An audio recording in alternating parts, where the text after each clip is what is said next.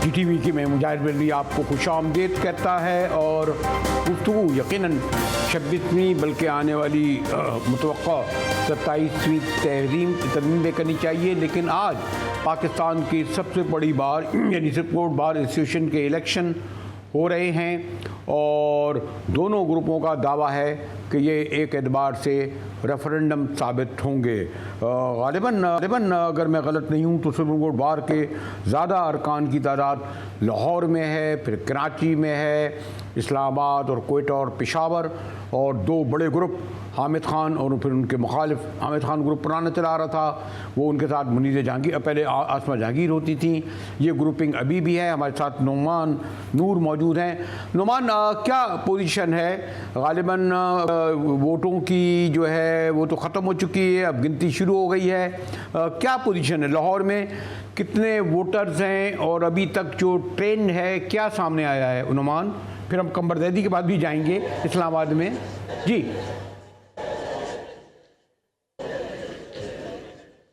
जी Noman,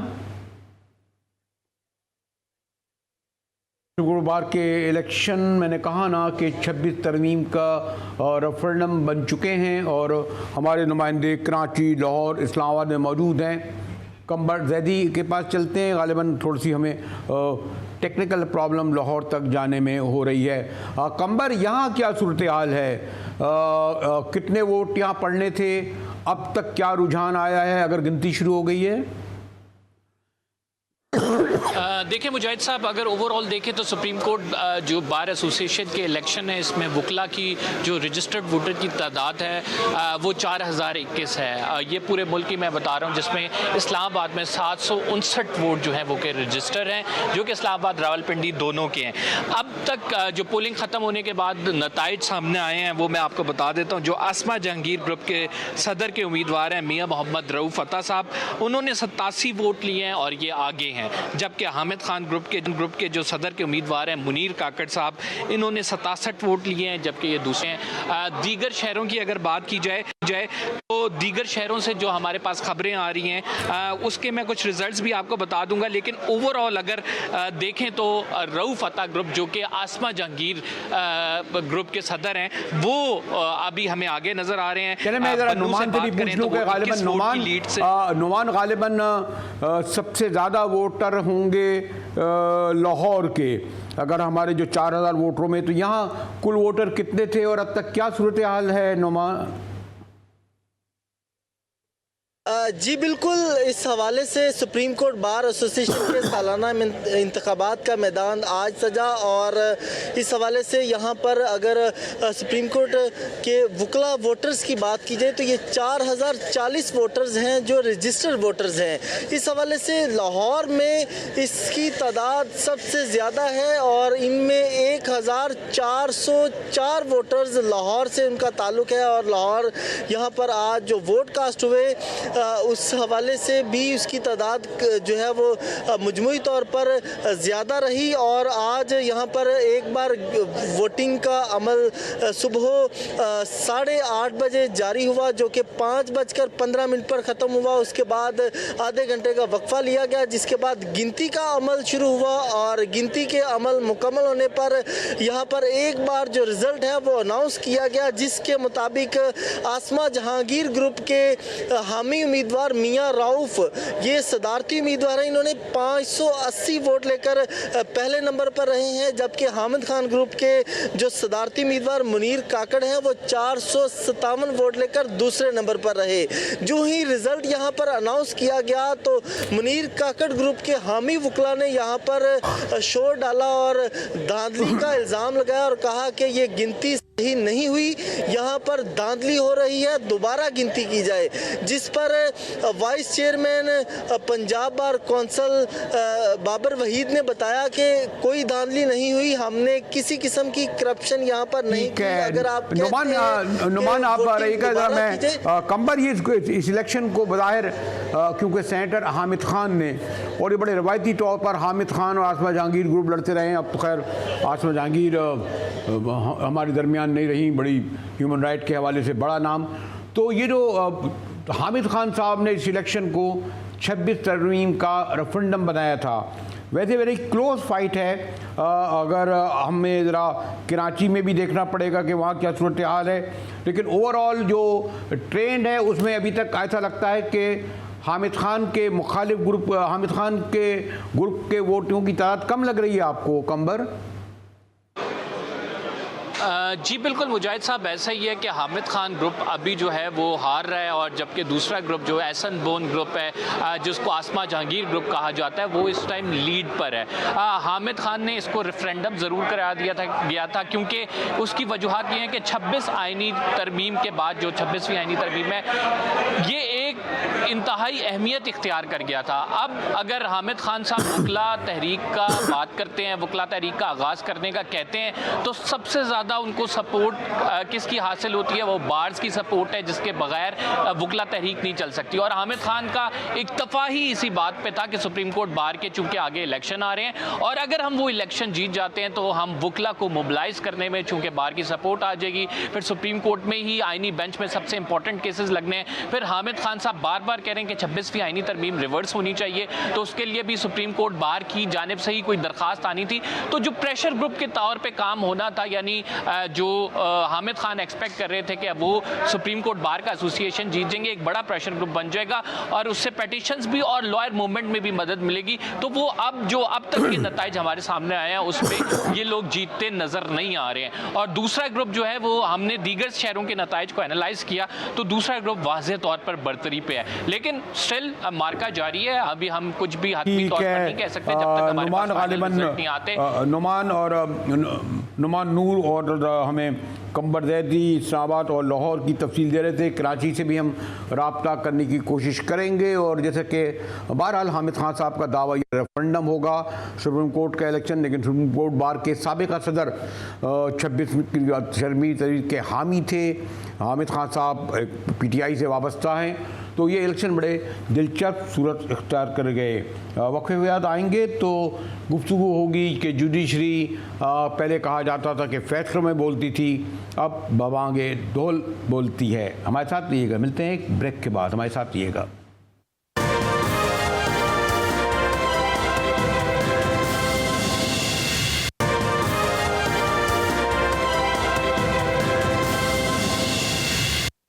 TV में एक बार फिर मुजाहिद वली आपको खुशामदीद कहता है। और गुज़िश्ता हफ्ता जजों के हवाले से, बल्कि अगर मैं कहूँ कि अदलिया के हवाले से बड़ा हंगामा खेज रहा। पार्लियामेंट से 26वीं तरमीम जिस तरह पास हुई आपको पता है किस लेवल पे किस हंगामा हुआ, उसको पास कराने के लिए अगवा किया गया, जबरन वफादारियाँ तब्दीली की गई, और बहरहाल एक महाज खड़ा हो गया कि सीनियर मोस्ट जज जो है वो कौन होगा। 2010 के बाद अल जिहाद ट्रस्ट केस में तय हो चुका था कि सीनियर मोस्ट जज जो है ही चीफ जस्टिस होगा, मगर 26 तरमीम के बाद 3 जजों में से एक को नामजद करना था और फिर पार्लिमानी कमेटी बनाई गई। यानी पहली बार इख्तियार दिया गया पार्लिमान को कि वो तय करेंगे कि कौन सुप्रीम कोर्ट का जज होगा। हमारे कादी फ़ायद ईसा के बाद मंसूर अली शाह को होना था, जिन्होंने सख्त ज़बान इस्तेमाल करी हमारे कादी साहब के लिए। या आफरीदी साहब का जो ओपन रेफरेंस हुआ उसमें भी कोई अच्छा माहौल नहीं था।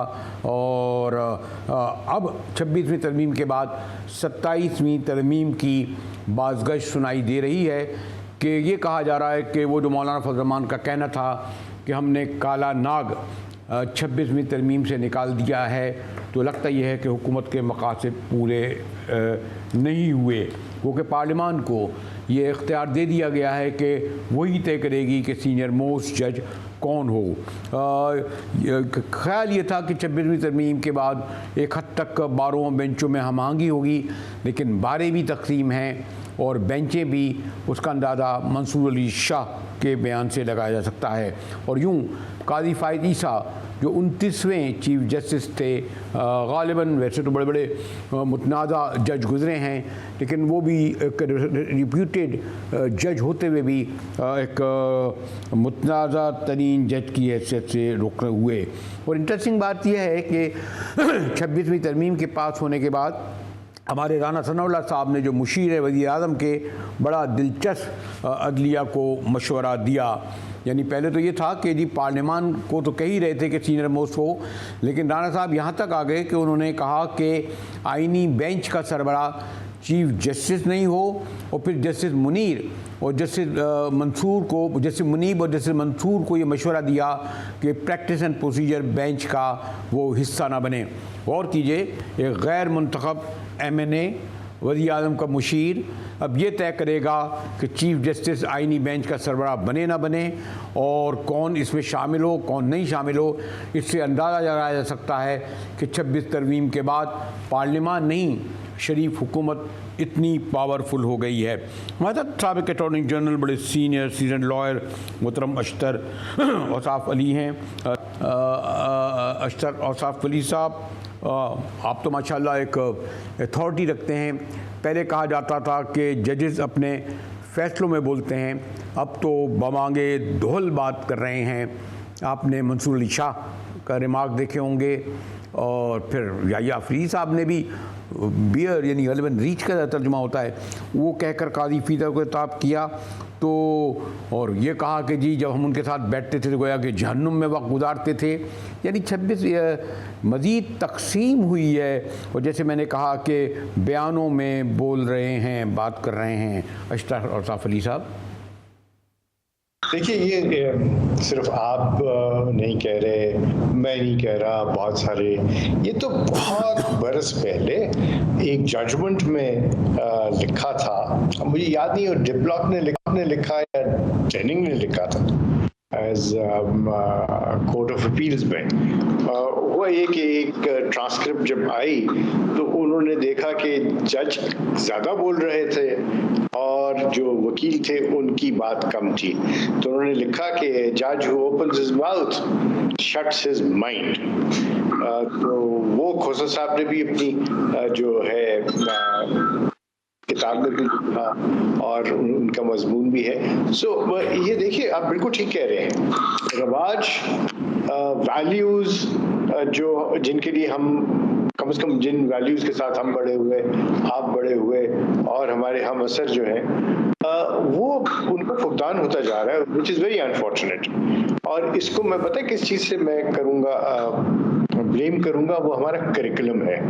हमने अपने करिकुलम को बिल्कुल बिगाड़ दिया। हमने बच्चों को सिविक्स यानी माशरती उलूम का सब्जेक्ट ही निकाल दिया हुआ है। और मैं बारहा जो भी इक़्तिदार में लोग आए, चाहे वो शायद खाकान अब्बासी हैं, चाहे वो मियाँ नवाज शरीफ साहब हैं, चाहे वो मियाँ शहबाज शरीफ हैं, मैं अपने सारे जो हम असर हैं उनसे भी यही बात करता हूँ। लेकिन अशतर भाई, ये जो आप जो कह रहे हैं कि हमने निसाब से निकाल दिया, बच्चों को तालीम नहीं दी, लेकिन जिनका कायदीन का नाम लिया वो तो माशाल्लाह बच्चे नहीं हैं, 60-70 की दहाई में हैं। इस तरह मंसूर अली शाह साहब बड़े काबिल एहतराम, बड़े सीजन्ड जज हैं, उनकी ज़बान देखिए, या अफरीदी की बयान भी ज़बान देखिए, कहते हैं जी हमने जहन्नुम में वक्त गुजारा। और काजी साहब के बारे में तो मंसूर शाह ने पिटी लफ्ज़ यानी छोटा गालिबन आदमी उन्हें करार दिया। तो ये तो बड़े मुअज़्ज़ज़ तरीन हाई प्रोफाइल जज हैं, वो ये ज़बान इस्तेमाल कर रहे हैं। शाह साहब, अशतर साहब, ये मैं बताऊं आपको, कता नज़र इस बात की किसने क्या कहा, एक चीज़ तो मुसल्लम है और आप उससे इत्तेफाक करेंगे कि सब, और अगर बादशाह अगर नमक जो है उसकी कीमत ना अदा करे तो उसकी फौज जो है या उसके वज़रा जो हैं वो फिर नमक मंडियां उठा लेते हैं।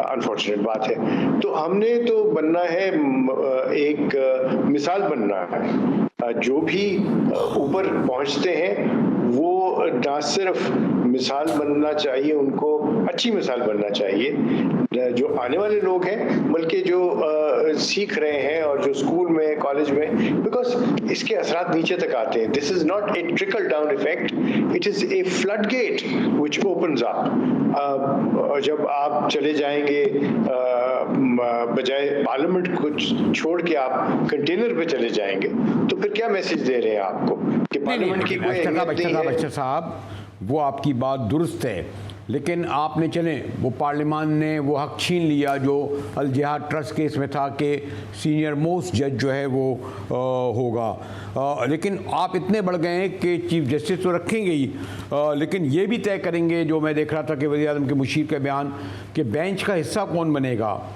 किस बेंच, और वो बैठेगा या नहीं बैठेगा. इस हद तक मदाखलत पार्लियामेंट करेगी जजेस के केसेस में, जजेस के बारे में?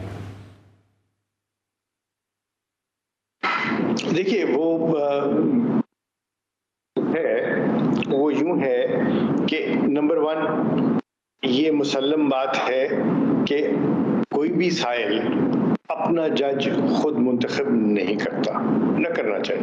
दूसरा कि ये बात जो है ये आप अदालत में करते हैं और एक मुकदमे में करते हैं और दरखास्त के जरिए करते हैं, ताकि ये चीज़ें रिकॉर्ड पे आ जाएं. तो हमें सबको, जहाँ पे आप बात कर रहे हैं जजेस की, कि जजेस को भी बोलना नहीं चाहिए, अपनी जजमेंट के जरिए अपने बातों का इजहार करें.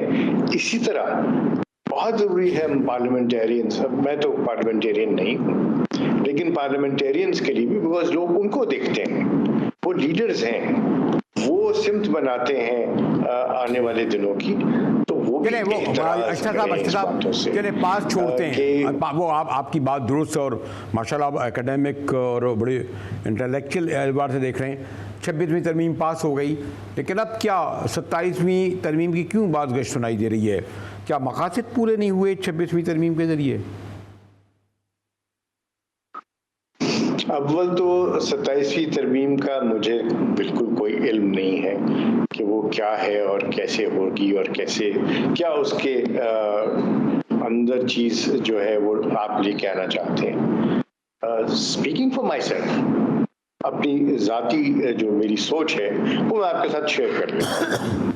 मैं समझता हूँ कि हमारे आइन में बहुत सारी ऐसी चीज़ें हैं जिनको आपको विजिट करना ज़रूरी है. उनमें से कुछ ऐसी हैं जो कि फंडामेंटल राइट्स के साथ हैं. मैं बारहा कह चुका हूँ कि हेल्थ और इस तरह के मामला जो हैं उनको फंडामेंटल राइट के तौर पे आपको लेके आना है अपने आइन में, ताकि उसके ऊपर उनकी. इसी तरह मामलात हैं जहाँ पे पार्लियामेंटेरियंस की बात है, वहाँ पे मैं बारहा कह चुका हूँ और आपके साथ भी मैं बात कर चुका हूँ इसके ऊपर कि पार्लियामेंटेरियंस के पास कोई इख्तियार नहीं होना चाहिए कि वो किसी जो डेवलपमेंट फंड को इस्तेमाल कर सकें, या लेकिन वो है फंड के ऐसा कुछ भी नहीं हुआ साहब, ऐसा कुछ भी नहीं हुआ. अभी भी करोड़ रुपए जो है डेवलपमेंट के नाम पे दिए जा रहे हैं, अभी भी लोकल बॉडीज़ का वही हाल है. आप मैं 27वीं तरमीम आ रहा था. चले मैं आपसे ज़रा आखिरी सवाल इसलिए कर लूँ कि बड़ा अहम था कि ग़ालिबन कादी फ़ायज़ साहब की बड़ी इज़्ज़त थी, एहतराम था, फैमिली बैकग्राउंड था, लेकिन वो मुतनाज़रीन जज बन गए.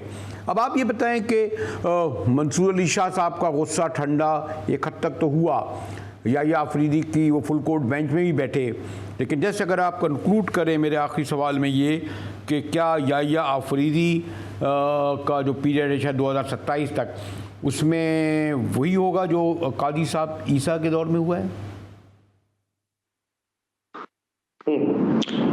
देखिए, आपने बात की एक जज साहब की, दूसरे जज साहब की.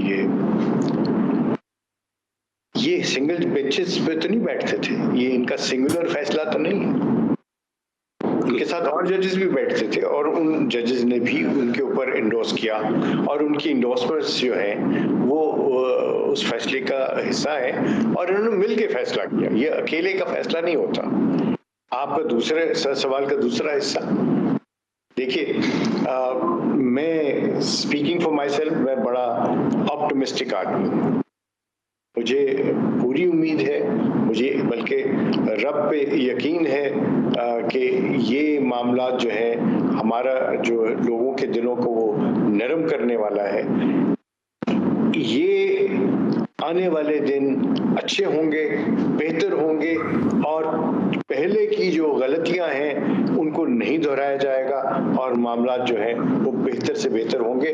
कम से कम ये जो अब इस वक्त जो हैत है उसमें मैं आपको ये कह सकता हूँ कि मेरा ज़ाती मुशाहिदा, ज़ाती तजुर्बा ये है कि जो चीफ जस्टिस साहब हैं ये एक शरीफ नफ्स आदमी हैं, वो लोगों को साथ लेके चलने वाले हैं, वो मुशावरत में बिलीव करते हैं, वो रिफॉर्मिस्ट हैं और उनके साथ जो बाकी बैठेंगे मसलन मंसूर अली शाह साहब हैं, मुनीब अख्तर हैं, बाकी असहाब हैं, उनके ज़ाती तजुर्बात बहुत हैं हाई कोर्ट के जजेस के तौर पे काम करने के।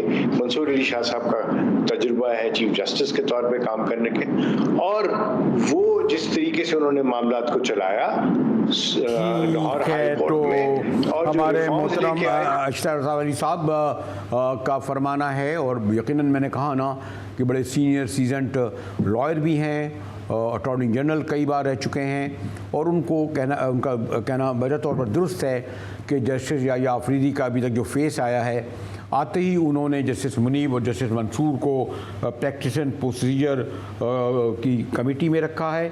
बेहतर की उम्मीद रखनी चाहिए।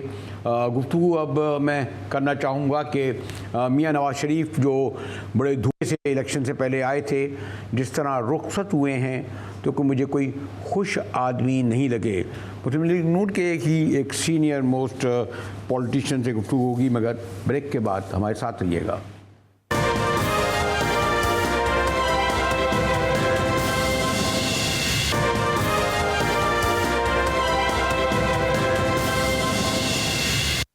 टीवी में एक बार फिर मुजाहिद वली आपको खुशामदीद कहता है। बहरहाल ख़बर तो बड़ी ही है कि हमारे मियां नवाज शरीफ साहब जो फरवरी इलेक्शन से पहले बड़ी धूमधाम से आए थे, मीनर पाकिस्तान में बहुत बड़ा जलसा उन्होंने किया था और ये भी कहा जा रहा था कि चौथी बार वज़ीर आज़म भी बनेंगे, लेकिन फिर नादीदा क़ुव्वतें कह लें या उनके इत्तेहादी और दोस्त कह लें, मियां साहब चौथी बार वज़ीर आज़म नहीं बन सके। फिर फरवरी से लेकर अगर अब तक देखें तो एक लिहाज से वो बैक बेंचर ही नज़र आ रहे थे और फिर अचानक ही कहेंगे कि वो दुबई से लंदन पहुंच गए हैं। और मुहावरे की ज़बान में लंदन में एक जब सहाफ़ी ने उनसे सवाल किया कि मियां साहब आप चौथी बार वज़ीर आज़म नहीं बने, तो इस पर उनका कहना कि क्या ये रवानगी से पहले सवाल करना ज़रूरी था। एक तो ये एक बड़े गहरे आदमी हैं, सेंस ऑफ ह्यूमर का मुजाहरा किया या नाखुशी का इज़हार किया। उन्होंने कहा कि जनाब ये अमेरिका रवानगी से पहले पूछना ज़रूरी था। हमारे साथ आसिफ किरमानी हैं, बड़ी मुस्लिम लीग की फैमिली है, बड़े वोकल तरीके से मियां साहब के साथ रहे। शुक्रिया किरमानी साहब। अगर मैं बराह रास्त कहूँ कि जैसे एक अंग्रेज़ी मुहावरा है कि जब वो उठा तो खुश आदमी नहीं था, इसी तरह मियां साहब एक खुश आदमी की हैसियत से लगता है कि लंदन नहीं गए। जी शुक्रिया बरेलवी साहब। इसमें मैं ज़रा जल्दी से एक दो पॉइंट्स हैं जो अर्ज करना चाहूँगा जो मैं समझता हूँ। मैं ये समझता हूँ नवाज शरीफ साहब के हवाले से कि जैसे आपने अभी एक बात की मुहावरे की या हिकायत की या कहावत की, तो मुझे भी एक याद आ गया कि वो किसी ने कहा था कि वो बहादुर था लेकिन हारे हुए लश्कर में था। तो एक तो ये वजह है, और ये बात जो मैं भी आपसे शेयर की है ये मैंने 2000 गालबन 17 और 18 में भी एक प्राइम मिनिस्टर हाउस में मीटिंग हो रही, आज डिस्क्लोज कर रहा हूं। तो तब भी कुछ ऐसी सूरत थी कि एक तरफ मज़ामती सोच थी और दूसरी तरफ मफामती सोच थी। तो तब भी मैंने नवाज शरीफ साहब को उस मीटिंग में एक पर्ची पर लिखा था यही कि सर आप बहादुर हैं लेकिन हारे हुए लश्कर में हैं।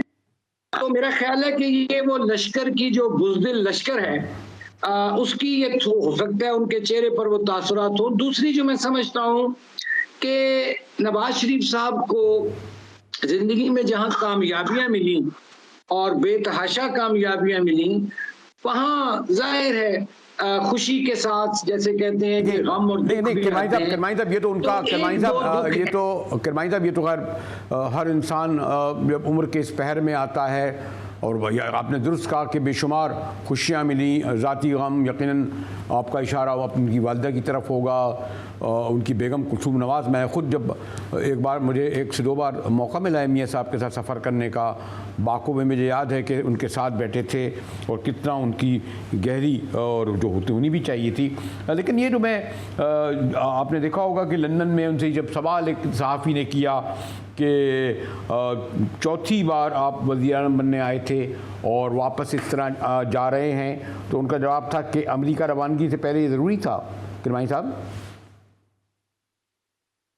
मियां साहब बहुत एक गहरे आदमी है, और उन्होंने जब किसी सवाल का जवाब नहीं देना होता तो वो फिर ऐसी ही गुफ्तगू करते हैं जैसी उन्होंने लंदन में वो बात की कि भाई ये को जरूरी था। तो मेरा ख्याल है वो उस सवाल का जवाब नहीं देना चाह रहे थे, उन्होंने अवॉइड किया, मैं समझता हूँ ये। लेकिन किरमानी तो आप नहीं समझते कि अब तो पार्टियां जो हैं वो पीपल्स पार्टी भुट्टो की वजह से शहीद बेनज़ीर और नवाज़ शरीफ की पार्टी अब ये जो है वो मियाँ साहब की वजह से थी, तो इस हुकूमत में बड़े सवाल उठ रहे हैं कि हुकूमत नून लीग की है। राना किरमानी साहब, ये आपकी बात दुरुस्त है कि पीपल्स पार्टी भी एक अंदरून सिंध तक महदूद होकर रह गई है जमात, और जहां तक PMLN है जिसका पंजाब जो था वो गढ़ हुआ करता था, बल्कि मियाँ साहब तो KP में भी गवर्नमेंट्स बनाते रहे हैं, बलूचिस्तान में भी 2013 में भी बनी हमारी हुकूमत, सिंध में भी 2 दफा गालिबन गौस अली शाह साहब के दौर में, और फिर लियाकत जतोई साहब रहे चीफ मिनिस्टर। तो नवाज शरीफ साहब ने चारों सूबों में हुकूमतें तो बनाई, लेकिन बड़ी बदकिस्मती है कि आज PMLN जो है वो, मैं समझता हूँ कि एक कहते हैं ना कि इंसान अपनी टांगों पर खड़ा होता है, एक होता है इंसान एक टांग पर खड़ा होता है। ये एक ऐसी जमात है कि ये प्लास्टिक की और बैसाखियों पर खड़ी है। पब्लिक में अगर देखा जाए तो देखिए, जो आपका पावर बेस पंजाब था उसमें तो बहुत शदीद डेंट पड़े हैं, और जो पब्लिक का इस वक्त मूड है वो, चाहे आप इक़्तिदार में हैं, आपको इक़्तिदार हुकूमत तो मिल गई लेकिन इक़्तिदार नहीं मिला, क्योंकि लोगों के जो मसाइल थे हैं मोहतरम बरेलवी साहब, वो तो जू के तू हैं। और लोगों में मैंने देखा है कि मैं कहता हूं कि मुझे कोई हमदर्दी नहीं है सियासी तौर पर, मैं इमरान खान के नजरियात से मैं मुत्तफिक कतन नहीं, लेकिन हकीकत ये है कि इमरान खान ने इस निज़ाम को किया। मैं कई दफा कहता हूँ, कौन सा निज़ाम? जो निज़ाम महंगाई, गुर्बत, बेरोजगारी, भूख नंग फैला रहा था, उस निज़ाम को उसने उसके कपड़े फाड़े हैं। तो उस निज़ाम के जो स्टेक होल्डर्स थे उनके भी कपड़े जो से गिरेबान फटे हैं। तो एक लोगों में मैं देख रहा हूँ कि मौजूदा जो हुकूमत है या हुकूमत में जो लोग मौजूद हैं उनके खिलाफ लोगों में मैं एक गुस्सा और कोई नफरत के जज्बात देखता हूँ जी। क्योंकि मैं घूमता फिरता हूँ तो मुझे तो मैंने नवाज शरीफ साहब से जब अलहदगी का फैसला किया तो मैंने अपने तब भी एक स्टेटमेंट में उनको मुखातिब करते हुए बड़े एहतराम से कहा था कि नवाज शरीफ साहब सब अच्छा नहीं है। आज मैं आपके प्रोग्राम में फिर रिपीट करता हूं कि मियां साहब सब अच्छा नहीं है। हालांकि मेरा भी इस जमात से कोई लेना देना नहीं, लेकिन चूंकि मैं एक जनरेशनल मुस्लिम लीगी हूं और मैं मुस्लिम लीग नून में मैंने अपनी जिंदगी के 18 साल गुजारे हैं, तो मुझे दुख होता है कि कहाँ वो नवाज शरीफ जो चारों सूबों में हुकूमत बनाता था और कहाँ आज के एक सिंपल मेजॉरिटी तक ना हम ले सके। और आगे भी मैं समझता हूँ कि जो मुझे नजर आ रहा है कि कुछ मामलात जो हैं PMLN के लिए मुश्किलात दिन ब दिन उनमें इजाफा होगा। ठीक है आसिफ किरमानी साहब, जैसे मैंने मुस्लिम लीग के बड़े सीनियर सीजन और ख़ास तौर पर जब तक मियाँ साहब लंदन में रहे तो बहुत ही करीब तरीन साथी समझे जाते थे, जिन वजूह के सबब वो अलग हुए अब आपने उसका अंदाज़ा लगा ही लिया होगा। इसी के साथ ही GTV से मुजाहिद बेरी को इजाज़त दीजिए।